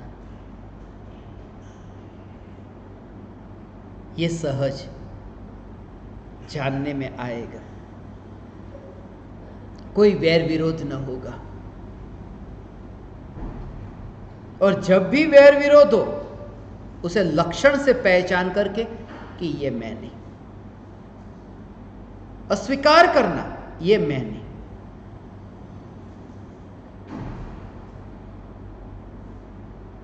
और ज्यादा तो क्या कहूं, दिया नहीं जा सकता, दिया प्रज्वलित हो सकता। इसलिए मैं अक्सर अपने को पोस्टमैन कहता हूं। इसलिए मुस्लिम में ये जो शब्द है मुझे बहुत प्रिय लगता है, पैगंबर। बहुत मीठा शब्द है पैगंबर। पैगंबर का अर्थ ही ये होता है पैगाम लाने वाला, संदेश लाने वाला, पैगंबर। इसलिए गुरुदेव अनुभूति कराते नहीं, सिर्फ पैगाम लाए, सिर्फ संदेश लाए, पैगंबर है। मगर शब्दों के आग्रह से मुक्त होगे तब तुम उसका भाव सही समझ सकोगे। और मैं शब्दों की हथकड़ियों में बंधना नहीं चाहता, इसलिए मैं जहां भी जो भी शब्द मिले उसका अर्थ समझ करके और वह करोगे तो ही तुम आनंद को प्राप्त होगे, वरना गड़बड़ होगी, वरना बहुत तकलीफ होगी।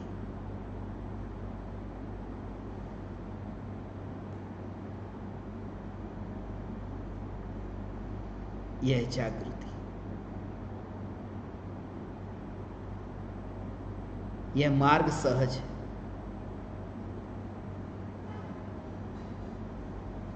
जो भी शब्द तुम्हारे सामने आए, भाव समझ करके, शिव सामने आए, गणपति सामने आए, शंकर सामने आए, राम, हनुमान, पंचमुखी हनुमान, कोई भी शब्द सामने आए, मैं तो घटित कर लेता हूं कहीं पर भी। शिव सामने, शिव स्वरूप शिवकार नमोहु त्रियोग संहारी के, कौन सा शिव? यही शिव। शंकर सामने आए, भक्तामर शंकर।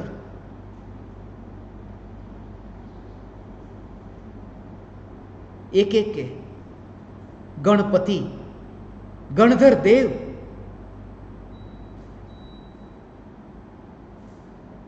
पैगंबर। मैं पैगंबर हूं। और ये अनुभूति सहज है, ये कोई कराएगा नहीं, कठिन नहीं है, सहज है। बाहर से देखते हो इसलिए कठिन लगती है, बाहर से देखते हो इसलिए लगता है कि ये गुलाब कांटे के बीच में कैसे खिलता होगा, कितनी तकलीफ होती होगी गुलाब को खिलने में। तुम बाहर से देखते हो, गुलाब से पूछो कितनी तकलीफ हुई, कुछ नहीं, स्वभाव है मेरा कांटों के बीच में ही खिलना, कोई तकलीफ नहीं होती। कमल को कितनी तकलीफ होती है कादव के बीच में, कादव में ही खिलना, स्वभाव है, उसे तो पता ही नहीं। अलिप्त, अमल, कमल, ये सहजता। बाहर से देखोगे तो बहुत तकलीफ होगी, बहुत कठिन लगेगा कि ये मार्ग कैसा, ये कैसे मैं चलूं इस मार्ग पर। ये सहज मार्ग है।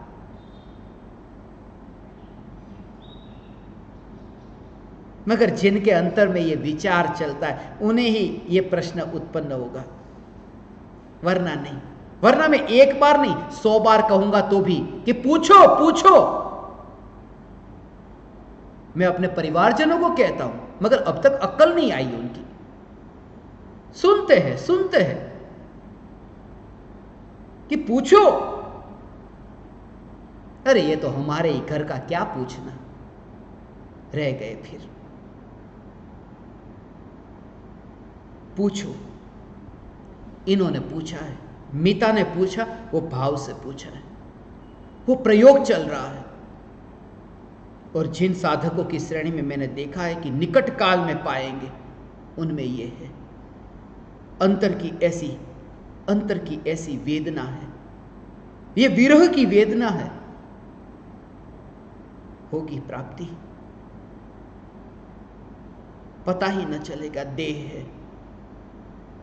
अमित का पता चले, मित कौन है पता ही न रहे। सीमित से अमित की यात्रा। और मैं फटकारूंगा, मैं मारूंगा ऊपर से, मगर कुम्हार की भांति ऊपर से फटकारूंगा, अंदर मेरा हाथ होगा। इसलिए क्योंकि मुझे तुम्हारे प्रति ये प्रीति है, इसलिए वरना मैं कठोर शब्द न बोलता।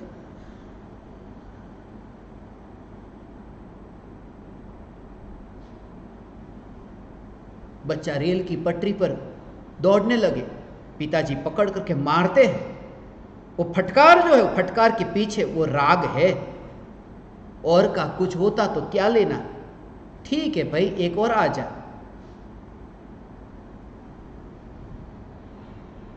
अभी मौका मिला है।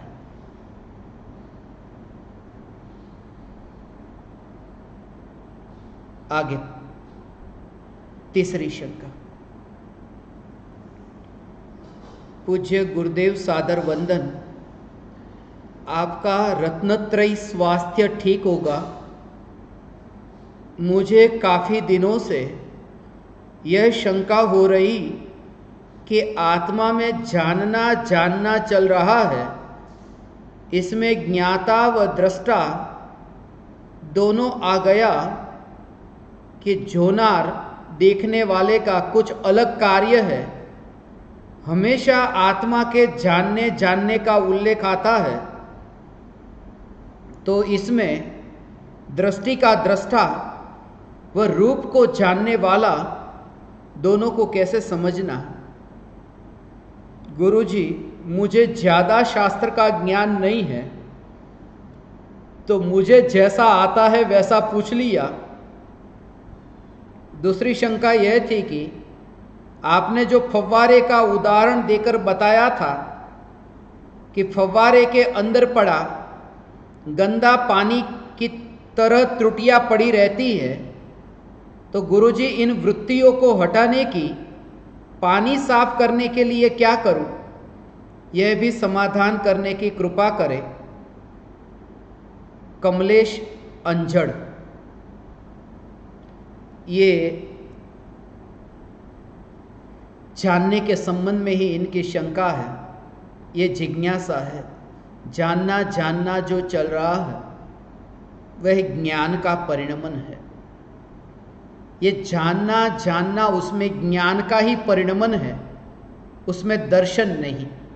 उसके पीछे कारण कि जो जानना ये परिणमन है वह ज्ञान का परिणमन है।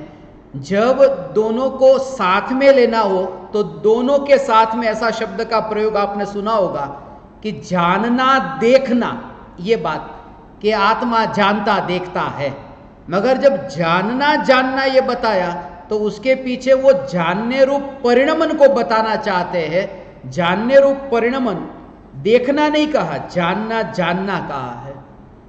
और जानने रूप परिणमन उसके बारे में अभी पहले विस्तार से मैंने आपको बताया है कि जानने जानने रूप परिणमन में विकल्पात्मक ऐसा जो ज्ञान का परिणमन, ऐसा ज्ञान का परिणमन विकल्पात्मक होता है, और एक विकल्पात्मक परिणमन होता है वह चारित्र का विकल्पात्मक परिणमन होता है। ये दोनों के विकल्पात्मक परिणमन को समझो तो फिर ये जानना क्या है। एक होता है जिसे आप समझो कि राग का विकल्प होता है ना, आज मुझे क्रोध का विकल्प आया, ये कहने का विकल्प आया, ये बोलने का विकल्प आया, तो उन विकल्पों को कहते हैं रागात्मक विकल्प, ये चारित्र से संबंध। और वे विकल्प जब ज्ञान में प्रतिबिंबित हो, इसका भाव समझो, ये क्रोध का विकल्प, ये मान का विकल्प, ये माया और ये लोभ, ये जो विकल्प है ये तो है रागात्मक विकल्प, मगर ये क्रोध का विकल्प हुआ वो ज्ञान में जानने में आया, मान का विकल्प ज्ञान में, माया का ज्ञान में, लोभ का ज्ञान में, ये सब विकल्प ज्ञान में जानने में आए। ये ज्ञान में जो प्रतिबिंबित हो रहे हैं, ये प्रतिबिंबित होने के कारण, ये इसमें प्रतिबिंबित होने के कारण इसमें ऐसी जो जानने रूप पर्यायों में भेद मालूम होना, ऐसा भेद मानना कि ये पर्याय अलग, ये अलग, इनके कारण ये जो विकल्प है उस विकल्प का नाम है ज्ञानात्मक विकल्प। ये विकल्प, इसलिए रागात्मक विकल्प और ज्ञानात्मक विकल्प। तो ज्ञानी को राग का भाव तो होता है, मगर अलग अलग ज्ञेयों के ज्ञान में प्रतिबिंबित होने के काल में भी ज्ञान में भेद मालूम नहीं होता। माने ज्ञान तो दर्पण में अलग अलग पदार्थ प्रतिबिंबित होने के कारण दर्पण में भेद मालूम न होना, दर्पण एक। और ऐसी जो दर्पण की स्वच्छ अवस्था, अलग अलग ज्ञेयों के प्रतिबिंबित होने पर भी, पदार्थों के प्रतिबिंबित होने पर भी ऐसी जो स्वच्छ अवस्था, ऐसा ये जानना परिणमन, और उस परिणमन में ज्ञेयकृत मलिनता नहीं है, इसलिए ये ज्ञान जानना ये परिणमन, ये सहज है और ये निर्मल है, इसमें दोष नहीं है, ये निर्दोष है। और जो फव्वारे के दृष्टांत के बारे में हम बताते हैं ना कि ऊपर पानी उछलता है, स्विच बंद कर दी तो मोटर बंद हो गई, तो पानी अब ऊपर नहीं जाता, मगर अंदर तो पानी पड़ा है। अब अंदर जो पानी पड़ा है, गंदा पानी, कचरा अंदर पड़ा है, वो अंदर का कचरा कैसे निकले, कि उसके लिए सबसे पहले वो पानी का स्वभाव गंदा नहीं है ये समझ में आए। आत्मा में जो कचरा पड़ा है मलिन वृत्ति का, उसमें भी दो शब्द कहते हैं ना, वृत्ति और विकल्प, ये दोनों।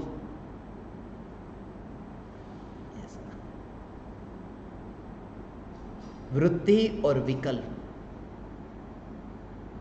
वृत्ति है वो दबी हुई पड़ी रहती है, और विकल्प है वो एक समय की पर्याय में उत्पन्न होते, उछलते हैं। जैसे वो लब्ध रूप ज्ञान है ना, और वो उपयोग रूप, तो जो लब्ध पड़ा है वैसा और उपयोग में आ रहा है, तो ज्ञान तो अभी है कि मुझे दुनिया की अनेक जगह का ज्ञान भी है, अनेक लोगों का ज्ञान भी है, मगर मैं अभी आपको जान रहा हूं, तो वो उपयोग मेरा यहां है और ज्ञान तो है सब अंदर। तो ऐसे ही वो वृत्तियां मलिन सब पड़ी है, मगर जो उछलने वाली वृत्ति है वर्तमान में, उसका नाम है विकल्प। ये खाने का विकल्प आया, बोलने का विकल्प आया। जब खाने का विकल्प आया है तब बोलने की वृत्ति अंदर पड़ी है। जब पानी पीने का विकल्प आया है तब भोजन करने की वृत्ति पड़ी है। यदि नहीं पड़ी होती तो शाम को फिर जो भोजन करने का विकल्प उठा वो कहां से उठा? वो मलिन वृत्ति भोजन करने के बाद भी पड़ी रहती है, और विषयों को भोगने के बाद वो विकल्प चले जाते हैं, वृत्तियां पड़ी रहती है। जैसे पेट भर गया, अब खाने का विकल्प हो रहा था, खाओ खाओ खाओ, मगर पेट भर गया तो खाने का विकल्प चला गया, मगर खाने की वृत्ति नहीं गई। इसलिए ये कहा कि भोगों को भोग करके विकल्प से छुटकारा होता है उस समय के लिए, वृत्ति से नहीं। और वृत्ति से छुटकारा होता है निर्मल स्वरूप समझे, कि जो निर्मल स्वरूप में ये वृत्तियां नहीं है, विकल्प तो नहीं है, वृत्ति भी नहीं है, जो अंदर पड़ी है वह भी। क्यों? क्योंकि वह मलिन वृत्ति यदि अंदर होती तो फिर अनुभूति के लिए कोई संभावना ही नहीं थी शुद्धता की।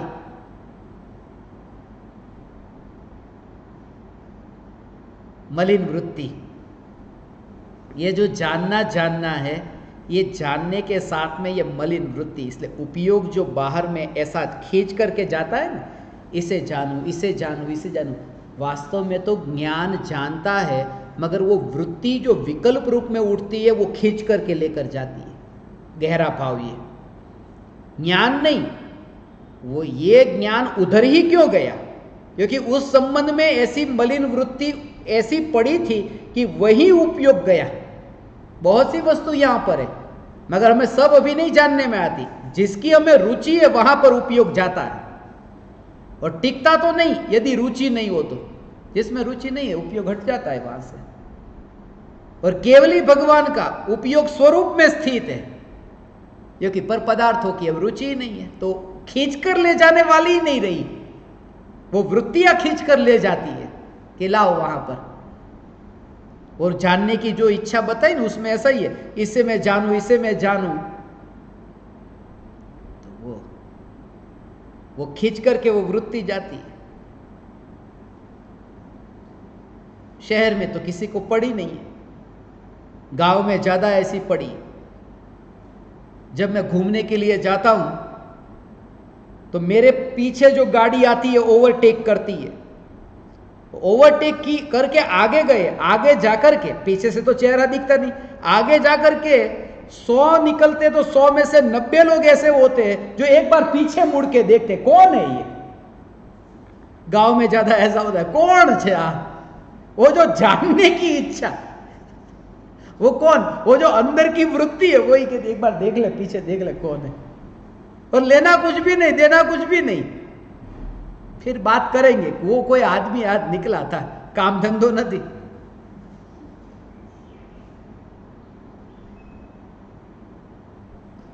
चेहरा ढक करके रखे,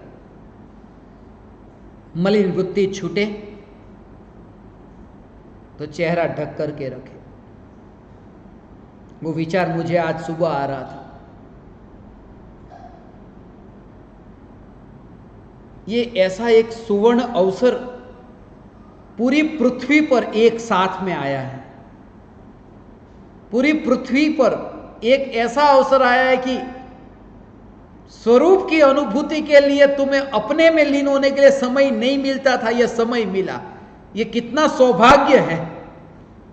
एक परिवार का सौभाग्य हो, एक गांव का सौभाग्य हो, एक शहर का सौभाग्य हो। मुझे तो ऐसा लगता है कि भगवान के जमाने में जब समोसरण भरता था ना, तो पूरा देश जब भगवान की वाणी सुनने जाता कि सबका सौभाग्य, तो ऐसे ये पूरी पृथ्वी का सौभाग्य आया है आत्मा की पहचान करने के लिए। ये ऐसा, और ऐसे सौभाग्य के अवसर पर सौभाग्यशाली जीव उसका उपयोग कर लेंगे।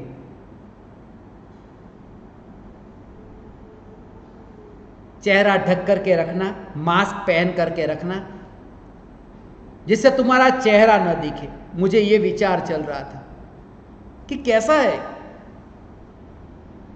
भगवान ने तो यही कहा था ना कि चेहरे को मत देखना, शरीर मत देखना, आत्मा को देखना।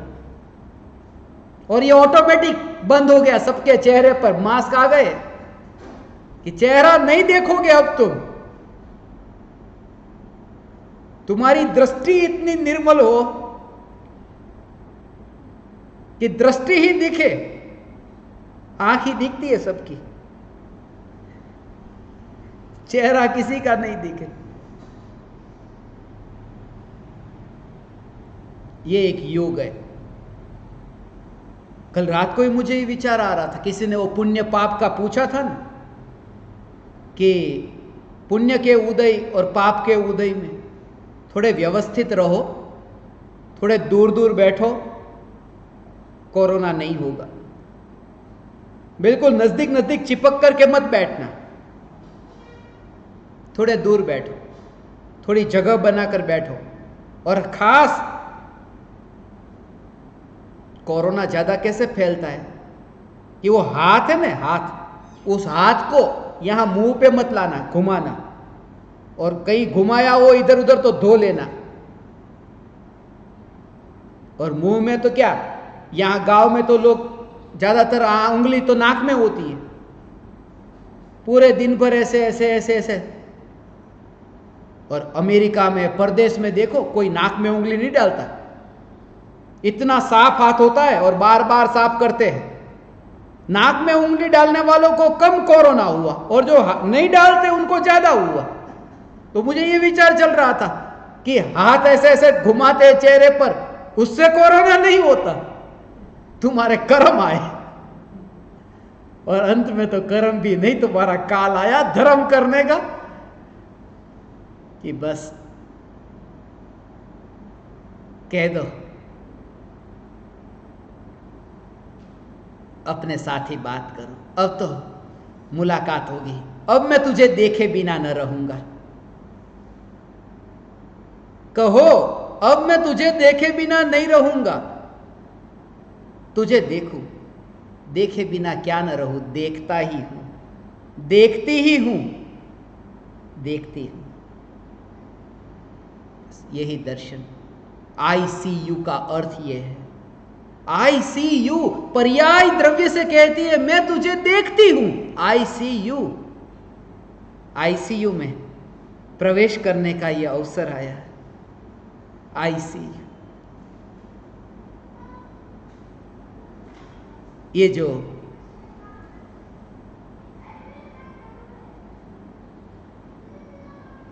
वृत्ति और विकल्प के संबंध में यह शंका है, अंतिम शंका, परिणति और उपयोग में क्या अंतर है। मैं जानता हूं कि गुरुदेव की तरह अधिक अच्छा कोई नहीं समझा सकेंगे।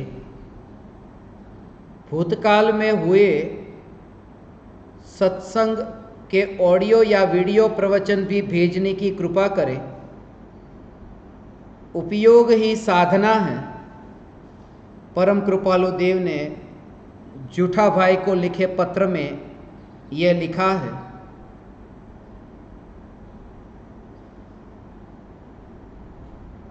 मेरे ख्याल से आप परिणति पर जोर देते हैं, ऐसा मुझे लगता है।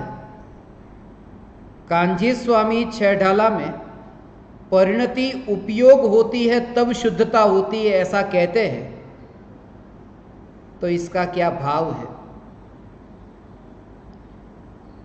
विजय दिनेश चंद्र मेहता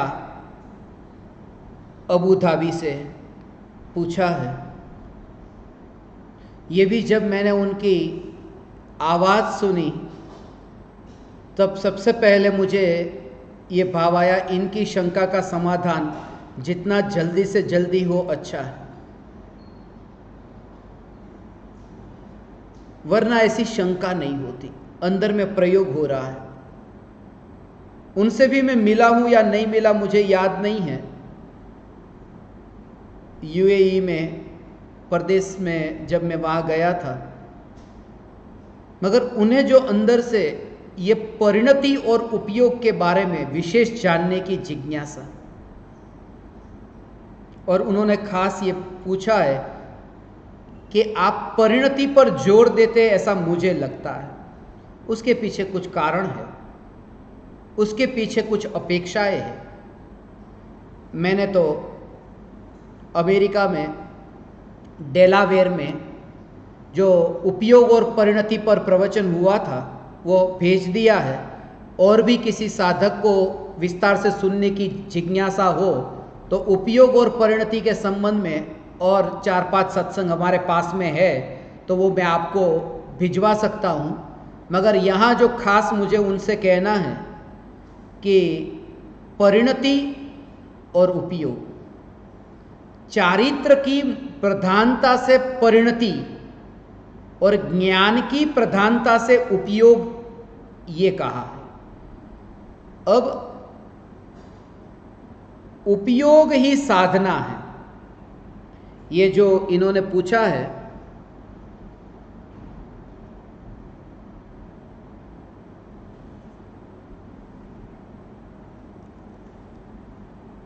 परम कृपालु देव ने लिखा है, જ્યાં ત્યાંથી રાગ દ્વેષ રહિત થવું એ જ મારો ધર્મ છે અને તે તમને અત્યારે બોધી જાઉં છું.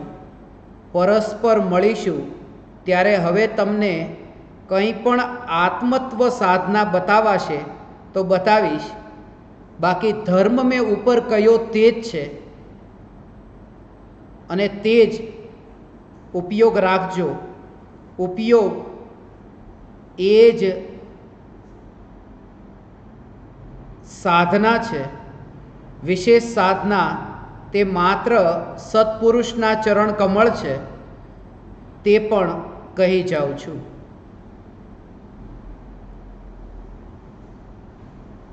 कृपालु देव ने उपयोग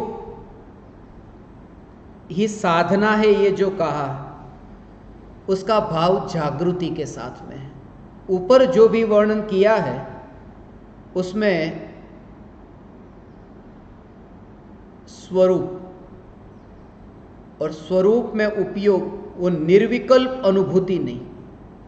और मैं परिणति पर जो विशेष ये स्पष्ट करता हूँ वो इसलिए क्योंकि ज्ञानी की परिणति 24 घंटे शुद्ध है, अशुद्ध भी है, मगर उपयोग 24 घंटे शुद्धोपयोग नहीं है. इसे शुद्ध परिणति और शुद्धोपयोग.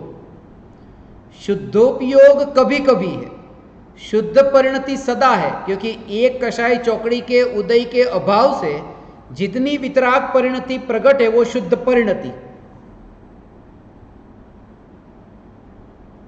और जब 3 कषाय चौकड़ी के उदय के निमित्त से वो जो मलिन परिणति, वो कषाय भाव जो है वो अशुद्ध परिणति. और निर्जरा जो है वो उपयोग नहीं, वो निर्जरा है, वो परिणति की शुद्धता. वो आपके सुनते ना, शुद्धि में वृद्धि होना, तो उपयोग की शुद्धता में वृद्धि नहीं, वो तो शुद्धोपयोग.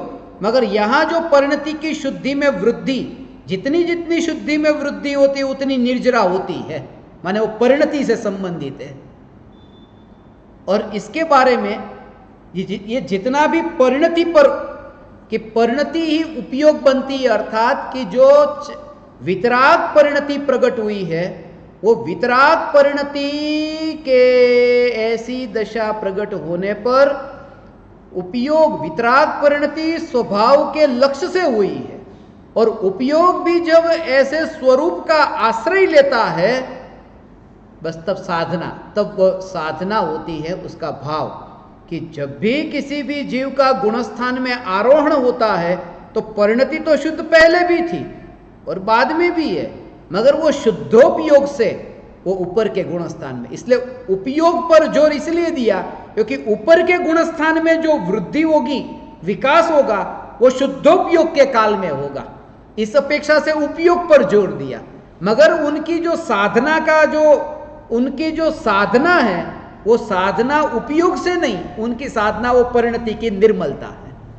इसलिए परिणति पर जोर देकर के मैं जब कहता हूं धर्म के 10 लक्षण हैं तो उनमें भी उपयोग नहीं कहा. ये उत्तम क्षमा, उत्तम मार्दव आदि जो धर्म के 10 लक्षण है ये चारित्र गुण की पर्याय है, ये उपयोग नहीं. ये चारित्र गुण की पर्याय है और ये चारित्र गुण की पर्याय अर्थात निर्मल परिणति है. ये उत्तम क्षमादि धर्म के 10 लक्षण ये. और जैसा मैंने अभी कहा असंतोष में कि आचार्य अमृतचंद्र देव भी उपयोग मेरा आत्मा में लीन हो ऐसा नहीं, परम विशुद्धि को पावे वह परिणति मेरी, वो परिणति पर ऐसा जोर देते हैं. ये परिणति गुणस्थान का आरोहण हो वो अलग है, अंतर्मुख होना, ये उपयोग स्वरूप में स्थिर होना और ये परिणति में शुद्धता, ये चारित्र गुण का परिणमन. और जैसे जैसे चारित्र में ऐसी निर्मलता प्रकट होती है कि उससे फिर उपयोग सहज अंतर्मुख होता है. माने जैसे सम्यक दृष्टि को चौथे गुणस्थान में हर 6 महीने में एक बार तो उपयोग अंतर्मुख होता है. वो परिणति की निर्मलता है तो उपयोग अंतर्मुख होता है.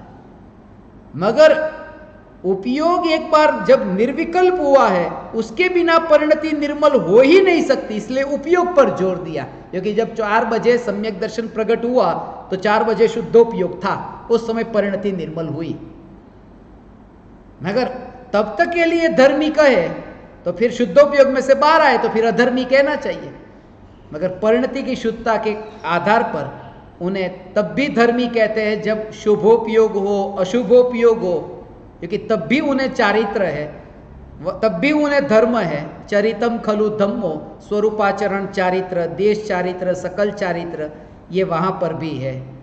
और जब ऐसा पुरुषार्थ में ऐसी उग्रता आती है परिणति की निर्मलता के साथ में, पुरुषार्थ ऐसा जब उग्र होता है तब शुद्धोपयोग होता है। शुद्धोपयोग के बल पर फिर वो परिणति और निर्मल होती है, अर्थात स्वरूपाचरण से देश चारित्र, देश चारित्र से सकल चारित्र, और सकल चारित्र से यथाख्यात चारित्र, ऐसे शुद्धोपयोग और शुद्ध परिणति। वास्तव में ये दोनों एक दूसरे के विरोधी नहीं है, दोनों ही ज्ञानी के साधना के ये एक साथ में रहने वाले, एक साथ में चलने वाले सहचारी है। इसलिए ये सम्यक दर्शन, सम्यक ज्ञान और सम्यक चारित्र, ये उपयोग का अर्थ ज्ञान में जानने में आना, उपयोग का अर्थ श्रद्धा में मानने में आना, जागृति रहना। कृपालु देव कहते हैं ना कि उपयोग ये साधना है, 24 घंटे जो ऊपर बताया धर्म, 24 घंटे उपयोग उसमें नहीं रहेगा। जो कृपालु देव ने धर्म बताया, उपयोग 24 घंटे उसमें नहीं रहेगा। उपयोग ही साधना है, अर्थात वो तुम्हारे उपयोग में रहे, अर्थात तुम्हारे ज्ञान में रहे, और ज्ञान में भी अंदर में, ज्ञानोपयोग में नहीं, वह भी तुम्हारी जागृति में रहे। क्योंकि ज्ञान का अर्थ हम जागृति समझते हैं, इसलिए ये बात कही। और कृपालु देव ने उस अपेक्षा से ये बात कही कि जैसे जीव, कृपालु देव की कहने की, समझाने की जो कला है उनकी, इसलिए तो आगे तुरंत ही कहा सदगुरु के चरणों में, ये जो कहा ना अंतिम के विशेष साधना, अब वो तो ये बताया कि उपयोग ही साधना है और विशेष साधना ते मात्र सत्पुरुष ना चरण कमल है। अब वो चरण कमल को साधना कहा, तो ये व्यवहार की भाषा का प्रयोग करके कृपालु देव ने ये वर्णन किया है। शब्दशः इसे न पकड़े, और परिणति और उपयोग जैसे जैसे अंतर में, कषाय भाव में मंदता होगी, शुभोपयोग होगा। दोनों को खास समझना जो कह रहा हूं, कषाय भाव में मंदता और शुभोपयोग में उग्रता। शुभोपयोग में शुभ, क्योंकि निर्विकल्प अनुभूति से पूर्व ये एक स्थिति है। चारित्र की अपेक्षा से देखे, ऐसा श्रद्धा में कुछ फर्क नहीं पड़ता कि थोड़ी थोड़ी अभी श्रद्धा हुई, ऐसा नहीं। वो तो मिथ्यात्व मिथ्यात्व ही है, वो मंद मिथ्यात्व भी मिथ्यात्व है। मगर यहां जो परिणति की शुद्धता होने से पहले जो मंदता है, और उपयोग स्वरूप सन्मुख होने से पहले जो विकल्प, वो जो भाव है, वो शुभ भाव है, उसमें भी न अटके।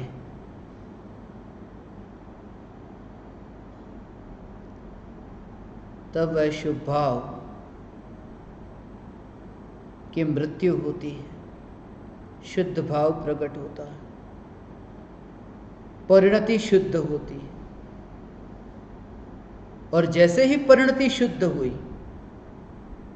फिर वो जो सहज स्वरूप की ओर यात्रा होगी। उपयोग स्वरूप सन्मुख होता है, परिणति उपयोग नहीं है, उपयोग स्वरूप सन्मुख होता है।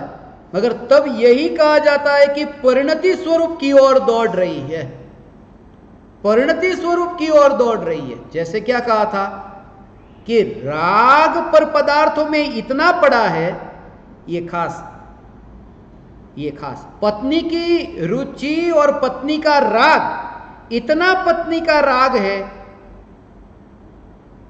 कि उपयोग पत्नी की ओर ही दौड़ता है। तो ये राग पत्नी की ओर दौड़ता है कि ये उपयोग भी पत्नी की ओर दौड़ता है। ये दोनों ऐसे ही शुद्ध परिणति स्वरूप की ओर दौड़ती है और उपयोग भी स्वरूप की ओर दौड़ता है।